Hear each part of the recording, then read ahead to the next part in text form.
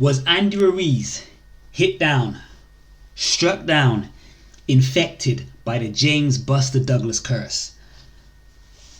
Now, what do I mean by that? So,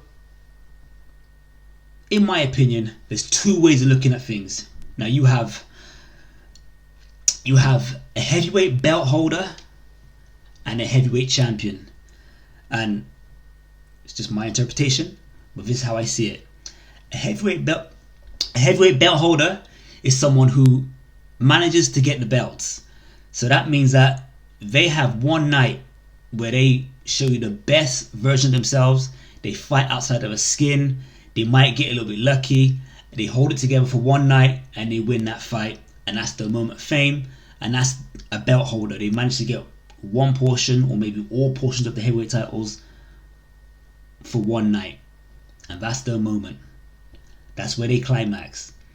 While a heavyweight champion, for me, is going to be someone like, Muhammad Ali, Larry Holmes, Iron Mike Tyson, Evander the Real Deal Holyfield, Lennox Lewis, Vitali Klitschko, Anthony Joshua. Someone who's had a succession of title defenses.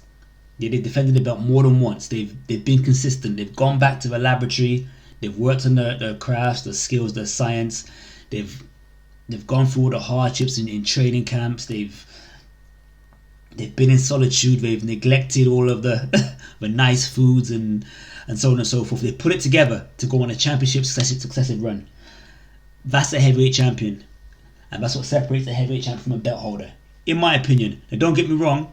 Respect due to someone like a Buster Douglas, who was brave enough and could put it together and get off the floor and beat a Mike Tyson, but there is a difference. So, I think a lot of it comes down to mindset. Now, if you look at, for example, Mike Tyson,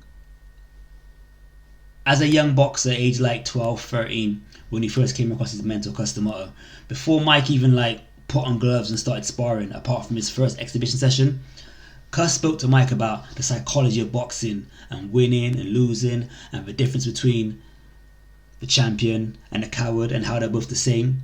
The only difference is the champion goes ahead and wins a fight while the coward runs away. And the mindset is ingrained with, it's about winning, it's about legacy, it's about respecting, respecting the greats who've come before you. Evander Holyfield. When you speak to Evander Holyfield, he'll tell you about when he was younger. His mom was always getting in his head. He was the youngest in a family of maybe 5 or 6, always getting beaten on by his brothers. But his mom would make him tough and say, "Listen, you might be the smallest now, but it's not always going to be that way." She encouraged him to become a boxer and said, "Don't run away from a beating. Yeah, that boy is always going to be there. So let's face him. Be humble." And Evander always had that in his head. I'm going to be the undisputed heavyweight champion in the world. And his mom nurtured his mentality, and he owned that.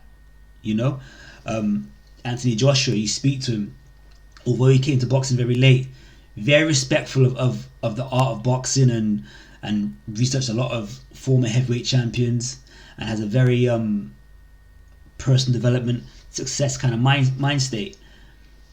While, in my opinion, you're looking at Andy Ruiz or a Buster Douglas, and with Andy Ruiz, it still remains to be seen, because he could go on and have a great career. We never know.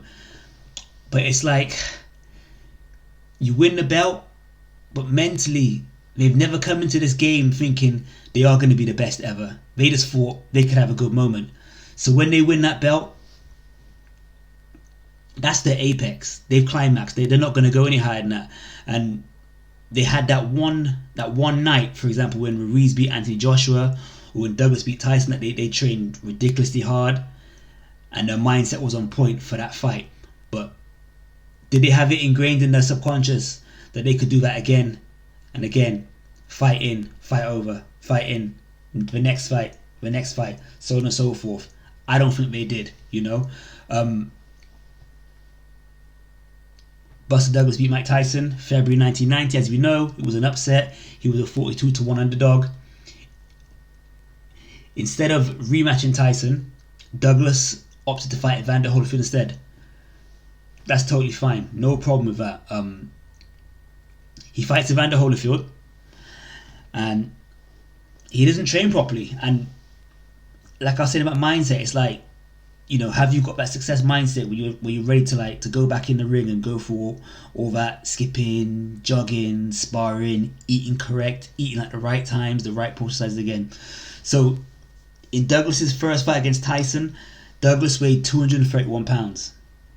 In his next fight, which was the same year, which would have been October the 25th, 1990, Douglas weighed 246 pounds. So he came in 1 stone, 1 pound heavier than he did against Tyson.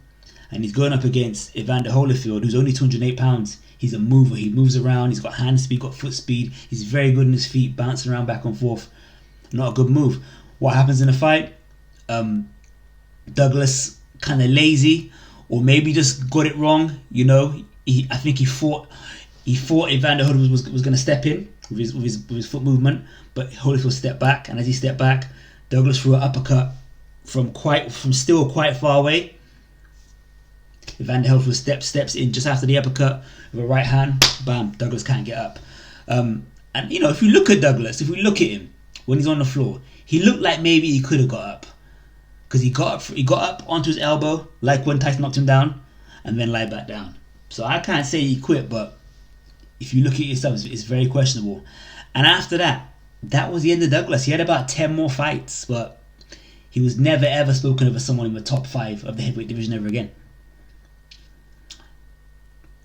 Andy Ruiz, once again, an underdog against Anthony Joshua, wasn't expected to win.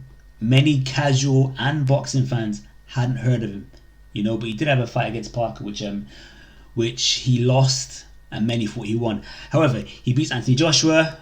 Was it 8th round stoppage? In the rematch against Anthony Joshua, very similar, same thing. So let's go back to the first fight. So Andrew Ruiz weighs 268 pounds in the first fight. That's 19 stone 2 against Anthony Joshua.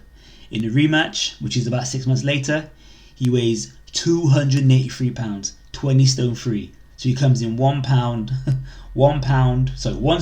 and 1 pound heavier. And he's got to love that all around, chasing AJ around the ring for 12 rounds. And as we know, if you saw the fight, he didn't get knocked out, but he lost on points over 12 rounds, and he didn't really win many rounds in the fight. Same thing, it's that mindset, and are you willing to go back to camp and do what it takes? And it appears that Andy Ruiz wasn't. He must have been overeating. He's kind of alluded to that since, if you listen to any of the post-fight interviews. But I know it can be difficult if you're someone who's used to being overweight. It can be difficult to sort of maintain that. I've had weight loss clients doing nutrition stuff in the past, and with some clients they find it difficult to day in, day out, eat right, drink right, eat at the right time. It's difficult for them because they've been like that their whole life. While for us athletes who are quite lean, we get in shape quite quick. So I guess we kind of feel more encouraged to eat right and to train right. So it can be difficult, but the bottom line is the bottom line. You still got to put the work in, no matter how big you are, no matter how slim you are, no matter how muscular you are. You've still got to put the work in, and fight night, the results will be shown. So for now, it looks like Andy Ruiz has been hit by the Buster Douglas curse, but we can't fully rule him out. He's still got maybe another 4 to 5 years of his career in him, and he may get some good victories along the way, and he can sort of put this anti-Joshua thing behind him. But he will need a plethora of wins against good opponents. So let's see what he does. But yeah, short video on Ruiz and Buster Douglas. Do you agree? Do you disagree? Give me your thoughts. Comment below. This is MSLB, Mark Sterling Loves Boxing. Catch you all soon. Bless.